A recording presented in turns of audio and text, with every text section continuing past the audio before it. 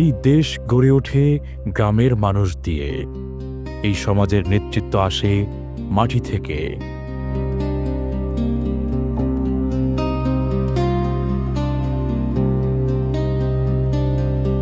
যেখানে জীবন কঠিন কিন্তু স্বপ্ন পরিষ্কার। গাজীপুর জেলার ভবানীপুর গ্রামে জন্ম নেওয়া ডক্টর জাহাঙ্গীর আলম বেড়ে উঠেছেন এক সাধারণ কৃষক পরিবারে। 5 সন্তানের মধ্যে তিনি ছিলেন তৃতীয়। বাবা মরহুম মোহাম্মদ আব্দুর রশিদ একজন সৎ ও পরিশ্রমী মানুষ, যার কাছ থেকেই তিনি শিখেছেন নৈতিকতা আর সংগ্রামের পাঠ। লেখাপড়া শুরু মণিপুর সরকারি প্রাথমিক বিদ্যালয়ে। 1983 সালে জয়দেবপুর দারুস সালাম দাখিল মাদ্রাসা থেকে 8ম শ্রেণী পাস। এরপর কাপাসিয়ায় খিরাটি ফাজিল মাদ্রাসা থেকে দাখিল, শ্রীপুরের ভাংনাহাটি রহমানিয়া কামিল মাদ্রাসা থেকে আলিম। 1993-94 শিক্ষাবর্ষে ইসলামী বিশ্ববিদ্যালয় কুষ্টিয়াতে ভর্তি হন আল কুরআন অ্যান্ড ইসলামিক স্টাডিজ বিভাগে। এখান থেকেই অনার্স, মাস্টার্স এবং পরবর্তীতে পিএইচডি ডিগ্রি সম্পন্ন করেন। একজন গবেষক হিসেবে তিনি বিশ্বাস করেন জ্ঞানী সমাজ পরিবর্তনের সবচেয়ে বড় শক্তি।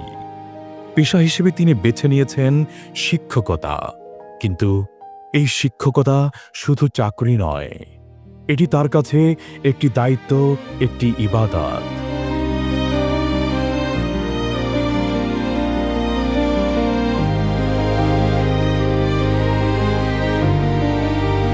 দীর্ঘ কর্মজীবনে তিনি নিজেকে বিলিয়ে দিয়েছেন মানুষ গড়ার কাজে।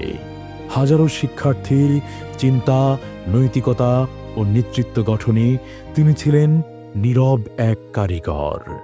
পাঠ্য বইয়ের বাইরে তিনি শিখিয়েছেন সততা, সাহস আর অন্যায়ের বিরুদ্ধে দাঁড়ানোর শিক্ষা। কারণ তিনি বিশ্বাস করেন একজন ভালো মানুষ গড়তে পারলেই একটি সুন্দর সমাজ গড়া সম্ভব।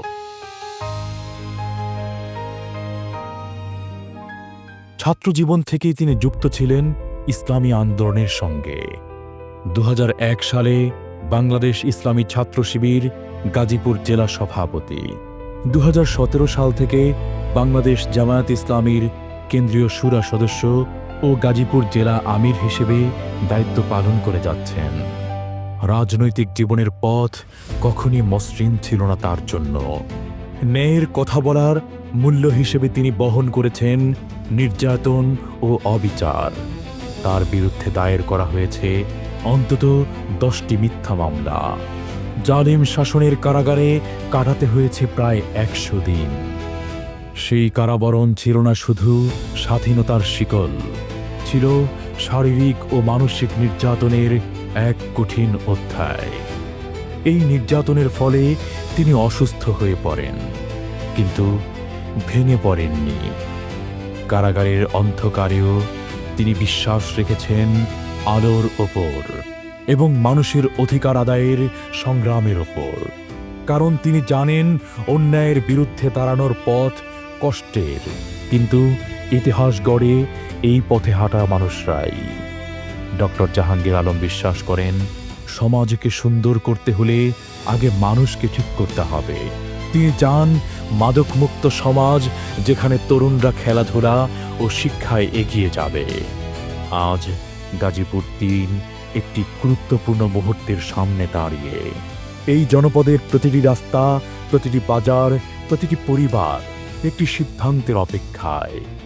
একজন শিক্ষিত ও সৎ মানুষের কথা ভাবা মানুষ যদি সেবা করার সুযোগ পান, তবে বদলাতে পারে একটি এলাকার চিত্র, বদলাতে পারে একটি প্রজন্মের ভবিষ্যৎ। মাদকমুক্ত সমাজ, তরুণদের জন্য খেলাধুলা ও কর্মসংস্থান, উন্নত যোগাযোগ ব্যবস্থা। এই অঞ্চল একটি শিল্পাঞ্চল, এখানে চাকুরির সম্ভাবনা অসীম। সঠিক পরিকল্পনা আর দায়িত্বশীল ব্যবস্থাপনায় গার্মেন্টস ফ্যাক্টরিগুলো হবে কর্মসংস্থানের শক্ত কেন্দ্র। বিশেষ গুরুত্ব থাকবে নারীদের নিরাপত্তায়। নিরাপদ কর্মপরিবেশ, সম্মানজনক আচরণ আর নিশ্চিন্তে কাজ করার পরিবেশ। কারণ নারীর নিরাপত্তা নিশ্চিত না হলে শিল্পের উন্নয়ন কখনোই টেকসই হয় না। ইমাম ও কৃষকের সম্মান, এই স্বপ্নগুলো কেবল কথা নয়, এগুলো পরিকল্পনার অংশ।